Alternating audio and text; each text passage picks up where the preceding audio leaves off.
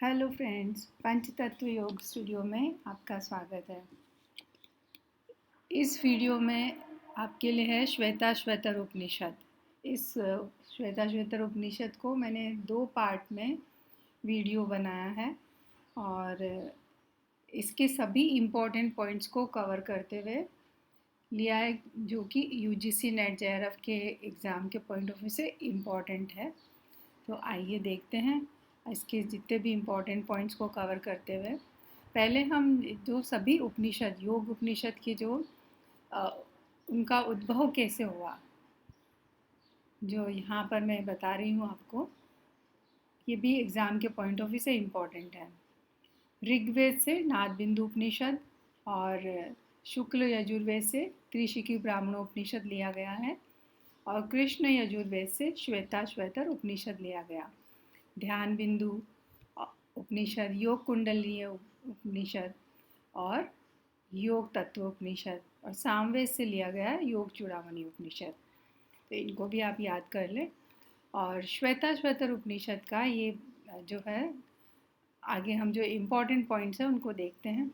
ये कृष्ण यजुर्वेद से लिया गया है और इसमें टोटल 6 अध्याय हैं और इसकी रचना श्वेताश्वतर ऋषि ने की गई। तो इन्हीं के नाम से यह उपनिषद का नाम रखा गया और टोटल 113 मंत्र है। प्रथम अध्याय में ध्यान द्वारा परमात्मा का साक्षात्कार की चर्चा की गई है और द्वितीय अध्याय में 17 मंत्र है और इसके में टेक्निक्स और इम्पोर्टेंस ऑफ ध्यान योग और तत्व ज्ञान के बारे में बताया गया है।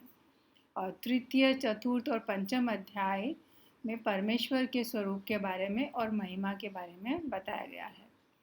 तो ये प्रथम अध्याय, तृतीय, चतुर्थ और पंचम अध्याय हमारे यूजीसी नेट के सिलेबस में नहीं है, तो यहाँ पर मैं इनको एक्सप्लेन नहीं कर रही हूँ। और षष्ठ अध्याय जिसमें 23 मंत्र है, nature of God, techniques for realization, attainment of liberation.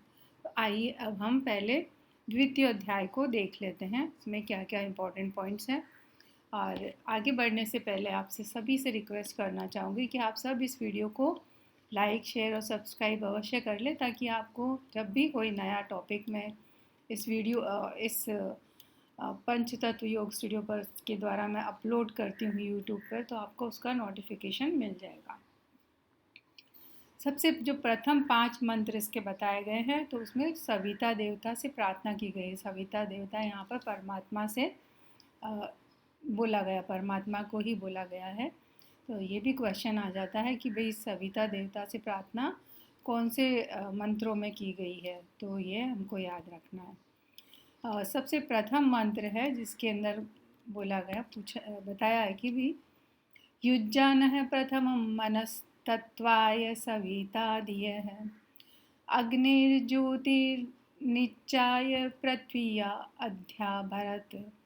तत्व ज्ञान प्राप्त करने के लिए प्रथमतः सविता देवता हमारे मन और प्राणों को परमात्मा में लगाते हुए अग्नि की ज्योति को अवलोकन कर उसे पृथ्वी, पार्थिव पदार्थों से ऊपर शरीरस्थ इंद्रियों में स्थापित करें, है ना। तो ये एक्सटर्नल से इंटरनल की ओर जाने की बात की जा रही है, एक्सटर्नल वर्ल्ड से इंटरनल वर्ल्ड की ओर। युक्तेन मनसा वयं देवस्य सवितुः सवे सुवर्गयाय शक्त्या। सविता देवता की उपासना के निमित्त यज्ञादीन कर्म मन को परमात्मा में लगाकर हम अपनी यथाशक्ति स्वर्गीय आनंद की प्राप्ति के लिए प्रयत्न करेंगे, यानी एफर्ट करना, इंट्रोवर्ट जा कर के आपको अंतर्मुखी होकर के। फिर तृतीय मंत्र में बताया, युक्त्वाय मनसा देवान सुवर्यतो धिया दिवम बृहज्योतिः करिष्यत सविता प्रसुवाति तान। इस मंत्र में बताया कि भी स्वर्ग तथा आकाश में गमन करने वाला, बृहद प्रकाश करने वाला वह सविता देव मन तथा बुद्धि से देवों को संयुक्त करके उन्हें प्रकाश की ओर प्रेरित करे। सत्वगुण डोमिनेट करने की बात की जा रही है। नाउ फोर्थ मंत्र, युज्यते उत युञ्जते धियो विप्रा विप्रस्य बृहतो विपश्चितः विहोत्रा ददे वयुना विदेक इन्महि देवस्य सवितुः परिष्टुतिः।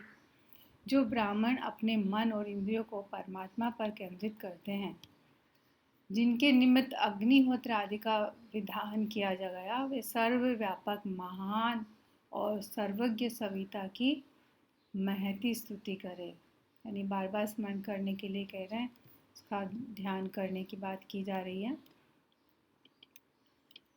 युजेवा ब्रह्म पूर्व्य नमोभिर्विश्लोक एतु पथ्ये वसुरे शृण्वन्तु विश्वे अमृतस्य पुत्रा आये धामानि दिव्यानि तस्तुः। हे इंद्रिय और तुम्हारे स्वामी, सबके आदि कारण पर ब्रह्म परमात्मा से मैं नमस्कार के द्वारा एकाकार कर लेता हूँ। मेरा यह कीर्तनीय श्लोक विद्वान के यश के समान सर्वत्र फैल जाए, जो दिव्य पदों पर आसीन है, और वे अमृत हिरण्यगर्भ के पुत्र विश्वदेवगण श्रवण करे। तो ये जो पांचों मंत्रों के अंदर जो बात की गई है, जैसे सेज पतंजलि जी क्या कह रहे हैं, पहले समाधि बाद में 28वें सूत्र में जब ईश्वर प्रणिधान की बात आती है, ईश्वर की आराधना कैसे की जाए, तब उसके लिए कहा गया कि उसको या स्मरण करना है तो तद जप तद अर्थ भावनम, तो पूरे भाव के साथ उसके अर्थ और भावना के साथ में उनका स्मरण करना चाहिए कि वो जो है निरतिशयम है, सर्वज्ञ बीजम है, और गुरुओं का गुरु है, और उनका ज्ञान जो अनंत है, उनका काल से भी विच्छेद नहीं किया जा सकता। ये सारी बातों का स्मरण करते हुए पुनः पुनः उनका ध्यान स्मरण करने के लिए बात की गई। सेम बात यहाँ पर भी की गई कि भाई वो सर्वव्यापक है, महान है, सर्वज्ञ है। इस प्रकार से उनकी सविता देवता की प्रार्थना की बात की गई। ना ध्यान की स्थिति के बारे में बताया नेक्स्ट मंत्र में। अग्निर्यत्राभिमथ्यते वायुर्यत्राधिरुध्यते सोमो यत्रातिरिच्यते तत्र संजायते मनः। जहाँ अग्नि का मंथन किया जाता है, यज्ञ दान और तप किया जाता है, वहाँ वायु का अधिरोध यानी प्राणायाम होता है।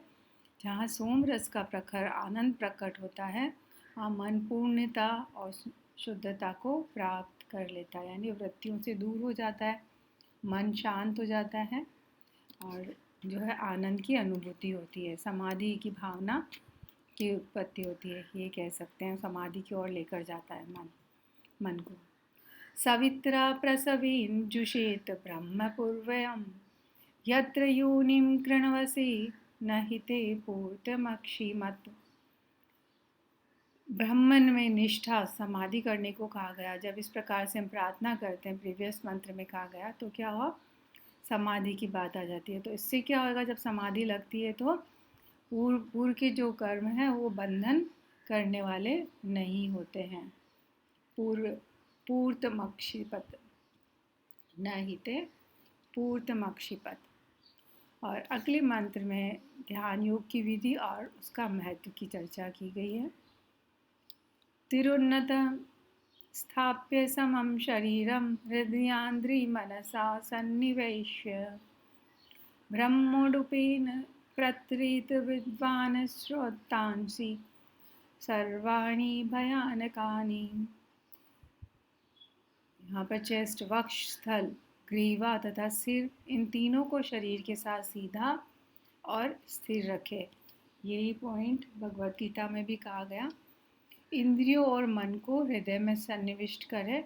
और जो थर्ड इस मंत्र के अंदर जो इम्पोर्टेंट पॉइंट है वो है ब्रह्म को क्या कहा गया, ओंकार की नौका। ओंकार की नौका के द्वारा जिज्ञासु विद्वान संपूर्ण भयानक प्रवाहों से पार हो जाएगा। तो ओंकार की नौका की चर्चा कौन से उपनिषद में की गई है या कौन से मंत्र में बताया गया है, ये दोनों याद रखना है। नम प्राणायाम के बारे में। प्राणान प्रपीड्य संयुक्त चेष्ट क्षीणे प्राणे नासिक योच्छिद योच्छतीस। साधक को युक्त आहार विहार करता हुआ प्राणों का निरोध कर प्राण शक्ति के क्षीण होने पर नासिका से बाहर निकाल दे। जब आपका कुंभक लगने के बाद में होता है ना कि अब और नहीं होल्ड कर सकते, तो फिर क्या करना है, प्राण को नासिका से बाहर निकाल देना है। जैसे सारथी दुष्ट अश्व को लगाम से नियंत्रण करता है, वैसे ही जिज्ञासु विद्वान को बिना प्रमत्त हुए मन को वश में रखना चाहिए। तो मन को किस प्रकार से वश में रखना चाहिए, या किसको दुष्ट अश्व के लगाम से तुलना की गई है, तो मन की। तो ये क्वेश्चन आया हुआ है एग्जाम में। तो युक्त आहार विहार की चर्चा भगवत गीता में की गई है। सो नाउ नेक्स्ट मंत्र के अंदर बताया है ध्यान का स्थान कैसा होना चाहिए, ये भी क्वेश्चन आता है। कौन सा मंत्र, एक तो ये भी याद रखो, और उपनिषद, और दूसरा कौन सी पॉइंट्स हैं ध्यान के स्थान के बारे में और कौन से नहीं हैं, वो भी याद रखना है। समय सुचो शर्करा वैग्निवालिका विवर्जिते शब्द जलाशयादिभिः मनोनुकूलेन तु चक्षुपीडने गुहानिवाताश्रयणे प्रयोजयेत्।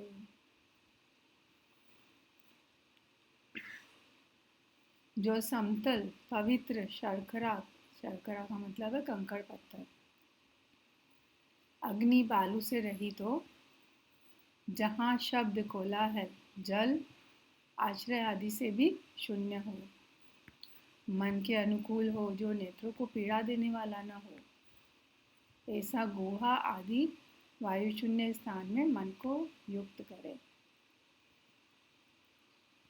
ध्यान का स्थान में कौन सा है कौन सा नहीं है, ये भी याद रखना है ना। योग सिद्धि के पूर्व लक्षण इस मंत्र को भी आप याद कर ले तो अच्छा है। निहार धूमार का नीलानाम खद्योत विद्युत स्फटिक शशीनाम एतानि रूपाणि पुरस्सराणि ब्रह्मण्यभिव्यक्तिकराणि योगे।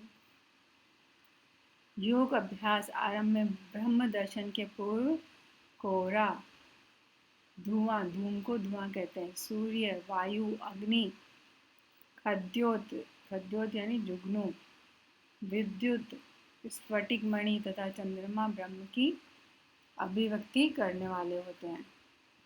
ये सारी चीज़ें जब योग का अभ्यास शुरू करते हैं तब उस वक्त ये सारे लक्षण दिखाई देने लगते हैं। फिर आगे अगले मंत्र में कहा गया पृथिव्यपेते जो निलखे समुत्थिते पंचात्मके योग गुणे प्रवत्ते न तस्य रोगो न जरा न मृत्यु प्राप्तस्य योगाग्निमयं शरीरम। जब योगी को पंचभूतमय योग गुणों का अनुभव हो, यानी कि उनका पंचभूत के ऊपर पूरी तरह से जय हो जाती है, उनका पूरा ज्ञान हो जाता है, तब उसे योगाग्नि से बना शरीर प्राप्त हो जाता है, और तब न रोग न जरा और न मृत्यु होती है।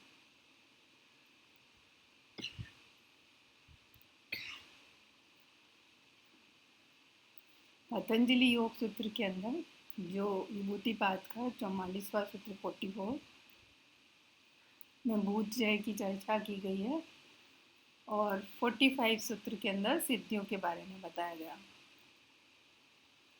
जब पांचों भूतों के ऊपर जय हो जाती है तब सिद्धियों की प्राप्ति होती है, 3 प्रकार की सिद्धियों की, जो आप पतंजलि योग सूत्र के अंदर देखेंगे।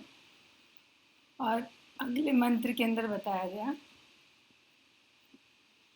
लघुत्वम आरोग्यमलोलुप्तम वर्ण प्रसाद है स्वर सौष्ठवम च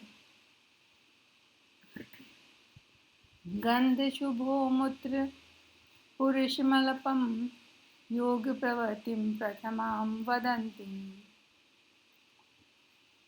इस के अंदर जो है योग की प्रथम सिद्धियों के बारे में बताया। ये भी बहुत इम्पोर्टेंट है, इसको सीक्वेंस भी याद रखना है, कौन सा है कौन सा नहीं है, ये भी याद रखना है। योग की प्रथम सिद्धि के अंदर शरीर हल्का हो जाता है, निरोगी हो जाता है, अलोलुप्तम यानी मन से अनासक्त, शरीर का वर्ण कांति युक्त, स्वर में माधुर्य, शरीर से सुगंध आती है और मलमूत्र बहुत अल्प हो जाता है। ये सारी जो है प्रथम सिद्धि के तौर पे बताई गई है। अगले मंत्र के अंदर कह रहे हैं यदात्मतत्वेन तु ब्रह्मतत्त्वं दीपोपमेनेह युक्तः प्रपश्येत् अजं ध्रुवं सर्वतत्त्वे विशुद्धं ज्ञात्वा देवं मुच्यते सर्वपापैः। जब योगी इस शरीर में स्थित आत्म तत्व के सत्य के द्वारा, जब ब्रह्म तत्व के सत्य को आत्म प्रकाशी सत्ता के रूप में अनुभव कर लेता है, यानी आत्मज्ञान हो जाता है, उसे ब्रह्म ज्ञान हो जाता है, तब क्या होता है, तब उस सत्ता को अजन्मा शाश्वत प्रकृति के सभी तत्वों में मुक्त और शुद्ध जानकर वह सभी बंधनों से छूट जाता है। फिर नेक्स्ट मंत्र के अंदर बताया गया एषो ह देव प्रदिशोन्नु सर्वाः पूर्वो है जातः स उ गर्भे अनन्तः स एव जातः स जनिष्यमाणः प्रतंग जनास्तिष्ठति सर्वतोमुखः। सब पहले तो यहाँ का सभी प्रदेश के लिए सभी दिशाओं में, यह देव जो है परमात्मा के लिए कहा गया कि जो सभी दिशाओं में सर्वत्र व्याप्त है। और फिर कहा स वो गर्भे अंत है, यानी यह हिरण्य गर्भ के रूप में सबसे पहले प्रकट हुआ है। सबसे पहले कौन सी रूप में प्रकट हुआ? हिरण्य गर्भ के रूप में। और परमात्मा क्या सभी दिशाओं में व्याप्त है और गर्भ में प्रवेश कर केवल यही जन्म लेता है और भविष्य में भी जन्म लेगा। जैसे पतंजलि योग सूत्र में भी कहा गया था कि वह जो पास्ट में भी विद्यमान था, प्रेजेंट में भी है और फ्यूचर में भी रहेगा विथ हिज फुल पावर। सभी मनुष्य के अंदर निवास करने वाला आत्मन है, जिसका मुख सभी दिशाओं की ओर रहता है, सभी जगह है, सभी दिशाओं में है, सभी मनुष्य में है। सबसे पहले प्रकट हुआ और गर्भ में प्रवेश लेकर के वही जन्म लेता है और भविष्य में भी लेगा, यानी सर्वत्र व्याप्त है। फिर नेक्स्ट मंत्र के अंदर कहा यो देवो अग्नौ योत्सु यो विश्वं भुवन्मा विवेश ये औषधीषु यो वनस्पतिषु तस्मै देवाय नमो नमः। उस देव को, उस परमात्मा को जो अग्नि में, जल में, सभी भुवनों में, औषधियों में, वनस्पतियों में व्याप्त है, उस परमात्मा को बार बार नमस्कार। तो ये यहाँ पर जो है